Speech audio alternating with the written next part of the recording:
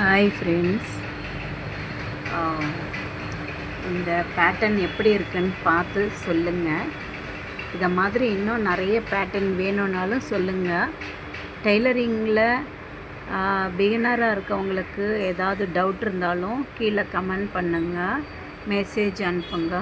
நான் உங்களுக்கு கிளியர் பண்ணுறேன். இந்த மாதிரி பேட்டர்ன் எப்படி அக்கா போடுறது, பெரிய பெரிய ஃபேஷன் டிசைனிங்லெல்லாம் போய் தான் நம்ம கிளாஸுக்கு போய் தான் கற்றுக்கணுமா, அப்படி நிறைய காசு கொடுத்து ஃபேஷன் டிசைனிங்க்கெல்லாம் போக முடியல, ஆனால் இந்த மாதிரி கற்றுக்கணுன்னு ஆசை இருக்குது அப்படின்னு நினைக்கிறவங்க, ஆரம்ப ஸ்டேஜில் இருக்கிறவங்க, புதுசாக தொழில் தொடங்குறவங்க, டெய்லரிங் ஷாப் ஸ்டார்ட் பண்ணணும்னு நினைக்கிறவங்க, இல்லை வீட்டிலருந்தே கஸ்டமருக்கு தைக்கணும்னு நினைக்கிறவங்க, என்ன டவுட் இருந்தாலும் ஸ்டிச்சிங்கை பற்றி எனக்கு கீழே மெசேஜ் பண்ணுங்கள், கமெண்ட் பண்ணுங்கள். நான் உங்களுக்கு மெசேஜ் அனுப்புகிறேன். இன்னொன்று என்னென்னா, நிறைய பேர் என்ன நினைக்கிறாங்கன்னா, டெய்லருங்க எப்போவுமே பேட்டர்ன் ப்ளவுஸ் தான், டிசைன் ப்ளவுஸ் தான் போடுவாங்க அப்படின்னு நினைக்கிறாங்க. எல்லா டெய்லருக்கும் இது செட் ஆகாது. ஏன் அப்படின்னா, நிறைய டிசைன் தச்சு டெய்லருங்கெல்லாம் முக்கால்வாசி பார்த்திங்கன்னா நார்மல் ப்ளவுஸு, பைப்பிங் ப்ளவுஸ் அந்த மாதிரி தான் போடுவாங்க. ஏதோ ஒரு ஃபங்க்ஷனுக்கு மட்டும்தான் பேட்டர்ன் ப்ளவுஸ் போடுவாங்க. ஏன் அப்படின்னா, கஸ்டமருக்கு பேட்டர்ன் ப்ளவுஸ் தைக்கும்போது டைம் எவ்வளோ ஆகும்ன்ட்டு எல்லா டெய்லருங்களுக்கும் தெரியும்.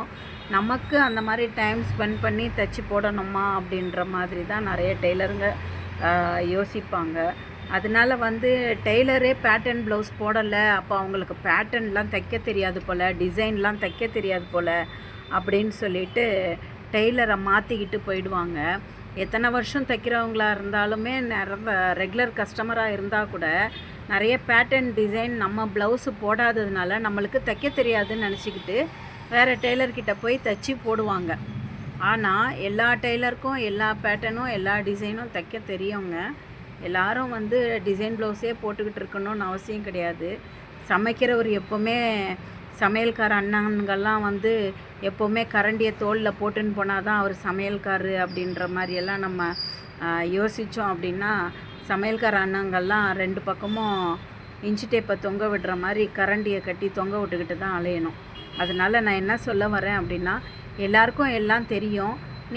உங்களுக்கு வேணும் அப்படின்னா, எனக்கு இது வேணும், இந்த மாதிரி தைச்சி கொடுங்க அப்படின்னு நீங்கள் கேளுங்க. எந்த டெய்லர்கிட்ட வேணாலும் அவங்க தைச்சி கொடுப்பாங்க. தைச்சி கொடுக்க தெரியாது, எனக்கு தைக்க தெரியாது அப்படின்னு சொன்னாங்கன்னா நீங்கள் வேறு டெய்லர்கிட்ட கொடுக்கலாம். சரிங்களா? அதுக்காக டெய்லருங்களை இவங்களுக்கெல்லாம் அது தைக்க தெரியாது அப்படின்ற மாதிரி மைண்ட் செட்டு வச்சுக்காதீங்க. இது நான் சொல்கிறது எல்லா டெய்லருங்களுக்கும், எல்லா டெய்லர் கடைக்கு வர கஸ்டமருங்களுக்கும் தான் நான் சேர்த்து பேசுகிறேன்.